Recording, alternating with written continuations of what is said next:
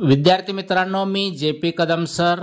आज आपण या व्हिडिओमध्ये राज्य शैक्षणिक संशोधन व प्रशिक्षण परिषद महाराष्ट्र पुणे 30 स्टार्स प्रकल्पांतर्गत घेण्यात आलेल्या संकलित मूल्यमापन 1 2023-24च्या इयत्ता 6वीच्या मराठी प्रथम भाषा या विषयाची प्रश्नपत्रिका उत्तरासह व मार्गदर्शनासह पाहणार आहोत.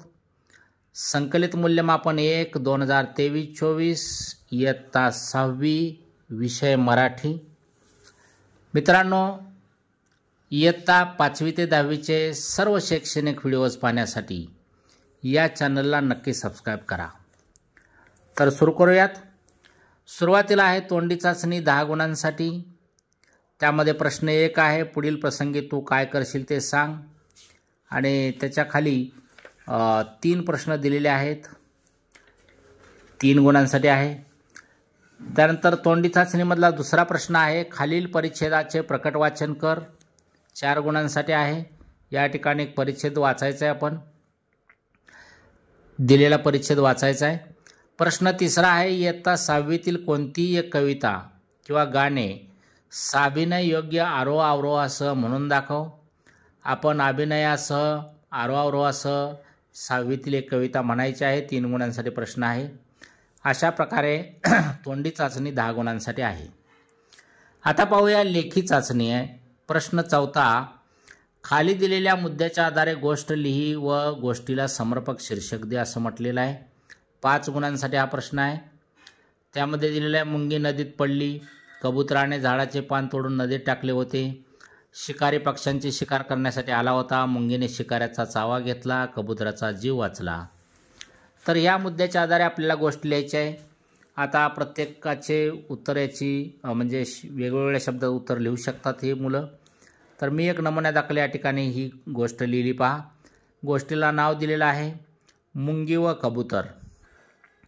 एकदा एक मुंगी नदीत पडली, पाण्याच्या प्रवाहाबरोबर वाहू लागली. त्या नदीकाठी असलेल्या झाडावर एक कबूतर बसले होते. त्याने हे दृश्य पाहिले. त्याला मुंगीची दया आली. त्याने झाडाचे एक पान तोडले व ते मुंगीच्या जवळ टाकले. मुंगी त्या पानावर बसली व हळूहळू त्या पानाच्या साहाय्याने नदीच्या बाहेर आली. काही दिवस गेले. एके दिवशी एक शिकारी पक्ष्यांची शिकार करण्यासाठी आला होता. त्याने त्या कबुतरावर नेम धरला. हे त्या मुंगीने पाहिले. ती मुंगी त्या शिकाऱ्याच्या पायाला जाऊन चावली. त्यामुळे त्या शिकाऱ्याचा नेम चुकला व कबुतराचा जीव वाचला. अशा प्रकारे मी ही गोष्ट लिहिली. तुम्ही अजून वेगळे शब्द वापरूनही लिहू शकता. प्रश्न 5, खालील उतारा काळजीपूर्वक वाच व त्याखाली दिलेल्या प्रश्नांची उत्तरे लिही. 5 गुणांसाठी हा प्रश्न आहे. आता इथं उतारा दिलेला आहे, आपण वाचू शकता. आता त्याच्यावरचे प्रश्न बघा. वरील उतार्यात आलेल्या कोणत्याही 2 आदिवासी कलांची नावे लिही म्हटलेलं आहे. तर याच्यामध्ये आपल्याला लिहिता येईल उतार्यावरून वारली चित्रे, लाकडी कोरीवकाम, मुखवटे, मृणमूर्ती, धातुकाम, पाषाणमूर्ती, वाद्य, शिकारची साधने वगैरे. प्रश्न पहा त्यातला, वरील उतार्यात शहरी संस्कृतीसाठी कोणता शब्द वापरला आहे. तर या ठिकाणी नागरी संस्कृती असा शब्द वापरलेला आहे. पहा, आदिवासी कलेची कोणतीही 2 वैशिष्ट्ये लिही म्हटलेलं आहे. तर आपल्याला वैशिष्ट्ये लिहिता येतील. सहज उपलब्ध साहित्यातून या कलेची निर्मिती आहे. त्यानंतर आपल्या परंपरा संस्कृतीचे दर्शन या कलेतून होते. प्रश्न 6 आहे, खालील कवितेच्या ओळी वाच व त्याखाली दिलेल्या प्रश्नांची उत्तरे लिही. इथं हंबरून वासराले चाटते जेव्हा गाय ही कविता दिलेली आहे आणि त्याच्या खाली दिलेले प्रश्न पहा. खालील अर्थाचे कवितेमध्ये आलेले शब्द शोध व लिही म्हटलेला आहे. तर आईसाठी माय हा शब्द कवितेमध्ये आलेला आहे आणि चप्पलसाठी वाहन हा शब्द आलेला आहे, आपण लिहू शकतो. प्रश्न पहा, कवितेतील आईच्या पायात चप्पल नाही हे कोणत्या शब्दावरून लक्षात येते तो शब्द लिही. तर तो शब्द आलेला आहे अनवाणी. पहा, शेतात वापरल्या जाणाऱ्या कोणत्या अवजाराचे नाव कवितेत आले आहे ते लिही. तर रुमण हा या ठिकाणी शब्द आलेला आहे, तो आपण लिहू शकतो. प्रश्न 7, सूचनेनुसार उत्तरे लिही म्हटलेला आहे. चित्र पाहून म्हण तयार कर व लिही. तर या ठिकाणी कुऱ्हाडीचं चित्र आहे. तर कुऱ्हाडीचा दांडा गोतास काळ ही आपल्याला म्हण इथं लिहिता येईल चित्रावरून. आ पहा, पुढे दिलेली म्हण वाच व त्या म्हणीच्या अर्थाशी जुळणाऱ्या म्हणीच्या पर्यायाला गोल कर म्हटलेलं आहे. म्हण दिलेली आहे घरोघरी मातीच्या चुली, या अर्थाची म्हण इथं दिलेली आहे बघा. क पर्याय, पळसाला पाने तीनच. ई पहा, पुढे दिलेल्या अर्थाची म्हण ओळख व योग्य पर्यायाला गोल कर म्हटलेलं आहे. म्हणीचा अर्थ दिला आहे कोणत्याही गोष्टीचा अतिरेक हा वाईट असतो, तर या अर्थाची म्हण आहे अति तिथे माती, पर्याय ब. आता प्रश्न 8वा पहा, तुझे आई वडील भाऊ बहीण मित्र यापैकी एकाने तुला सांगितलेला किंवा तू बाजारातील किंवा इतर सार्वजनिक ठिकाणी अनुभवलेला प्रसंग किंवा घटना स्वतःच्या शब्दात लिही. आता प्रत्येकाचा अनुभव वेगळा असू शकतो, प्रत्येकाचं उत्तर या ठिकाणी वेगळं असेल, तुम्ही ते लिहायचं आहे. प्रश्न 9वा पहा, खालील सूचना फलक वाच व त्याखाली दिलेल्या प्रश्नांची उत्तरे लिही म्हटलेलं आहे. इथं सूचना फलक दिलेला आहे, तर तो तुम्ही वाचू शकता. आता त्याखाली दिलेल्या प्रश्नांची उत्तरे पाहू. अ, किल्ले निर्मिती स्पर्धेबाबत अधिक माहिती कोठे मिळणार आहे, तर याचा पर्याय क्रमांक 4 उत्तर येईल संकेतस्थळावर. आ पहा, किल्ले निर्मिती स्पर्धेसाठी नाव नोंदणी करण्याची मुदत किती दिवस आहे, तर याचं उत्तर येईल पर्याय क्रमांक 4 11. ई, किल्ले निर्मिती स्पर्धेत किल्ल्यांचे परीक्षण किती दिवस चालणार आहे, याचं उत्तर येईल पर्याय क्रमांक 3 6 दिवस. त्यानंतर ई, दीपाली 12 नोव्हेंबरला नाव नोंदणी करणार आहे, तर तिची नाव नोंदणी होईल काय, तर याचं उत्तर पर्याय क्रमांक 2 असेल नाही. आता प्रश्न 10वा, खालील वाक्यात योग्य विरामचिन्हांचा वापर कर व वाक्य पुन्हा लिहि म्हटलेलं आहे. तर अ, मी आहे सायकल, काही लोक मला दुचाकी म्हणतात, तर याच्यामध्ये योग्य विरामचिन्ह काय येईल, मी आहे सायकलच्या पुढे उद्गारवाचक चिन्ह, काही लोक मला दुचाकी म्हणतात याच्या पुढे पूर्णविराम. त्यानंतर प्रश्न 11वा, सूचनेनुसार कृती कर म्हटलेलं आहे.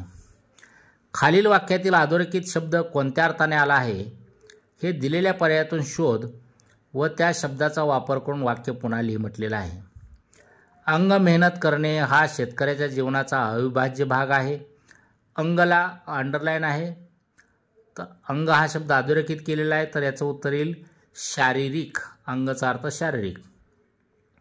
आ पहा, खाली दिलेला वाक्प्रचार पर्यायात दिलेल्या कोणत्या एका वाक्यासाठी अर्थपूर्ण होईल ते ओळख व तो वाक्प्रचार वापरून वाक्य पूर्ण कर म्हटलेला आहे. वाक्प्रचार आहे हात देणे. आता हात देण्याचा अर्थ मदत करण्याचा होतो, तर पर्याय क्रमांक 2 उत्तर असेल आपल्या गरजू मित्राला रामने, आणि पुढे आपल्याला लिहिता येईल हात दिला. त्यात ई, खाली दिलेल्या पर्यायापैकी म्हण असणारा पर्याय निवड व लिहि म्हटले, तर यामधली म्हण आहे लहान तोंडी मोठा घास, पर्याय क्रमांक 3. प्रश्न 12वा पहा, तुझ्या शाळेतील कोणतेही एक शिक्षक किंवा शिक्षिका यांच्याविषयी 6 ते 8 वाक्यात माहिती लिहि म्हटलेलं आहे, तर याचं उत्तरही तुम्ही तुमच्या स्वतःच्या शब्दात लिहू शकता. प्रश्न 13वा पहा, खालील उतारा वाच व खाली दिलेल्या प्रश्नांची उत्तरे लिहि. आता या ठिकाणी एक उतारा आहे, त्याच्यावर आधारित प्रश्न विचारले 2. त्यातला पहिला, अ, परिच्छेदात कोणता इंग्रजी शब्द आला आहे तो शब्द लिहि, तर शब्द आलेला आहे मार्केट. आ, वरील उतारात समर्पक शीर्षक लिहि. मी लिहिलं या ठिकाणी पाखरांची शाळा, तुम्ही अजून वेगळं शीर्षक देऊ शकता. प्रश्न 14वा पहा, सूचनेनुसार कृती कर. त्यातला अ, खालील वाक्य वाच व त्यातील नामे प्रकारानुसार योग्य ठिकाणी लिहि. वाक्य दिलेलं आहे मधूने सानेबाईंचे घर सोडले, तर यामध्ये सामान्य नाम आहे घर आणि विशेष नाम आहे मधू व सानेबाई. त्यानंतर आ पहा, खालील वाक्यातील रिकाम्या जागी कंसातील शब्दाचे भाववाचक नाम लिहून वाक्य पुन्हा लिहि म्हटले, तर वाक्य आहे साखरेत टिंबटिंब असतो, तर गोडचं या ठिकाणी आपल्याला भाववाचक नाम लिहायचं आहे, साखरेत गोडपणा असतो. ई, पुढील विशेषण वापरून एक वाक्य तयार कर व लिहि. विशेषण दिलेलं आहे कडू, तर तुम्ही कडू हे विशेषण वापरून वाक्य लिहू शकता. उदाहरणार्थ मी या ठिकाणी लिहिले वाक्य, मला कडू औषध अजिबात आवडत नाही. प्रश्न ई, खालील वाक्यातील अशुद्ध शब्द ओळख व शुद्ध करून पुन्हा लिहि म्हटले. वाक्य दिलंय सध्यानकाळी सहल परतली, तर संध्याकाळी लिहिताना चुकलेलं आहे. सवर अनुस्वार द्यायचा, ती ध्यावर अनुस्वार दिलेला आहे. अशुद्ध शब्द आहे संध्याकाळी, शुद्ध शब्द लिहिता येईल संध्याकाळी. फ पहा, पुढे दिलेल्या सर्वनामांपैकी प्रश्नार्थक सर्वनाम ओळखा. आम्ही, तो, कोण. तर यातलं प्रश्नार्थक सर्वनाम आहे कोण.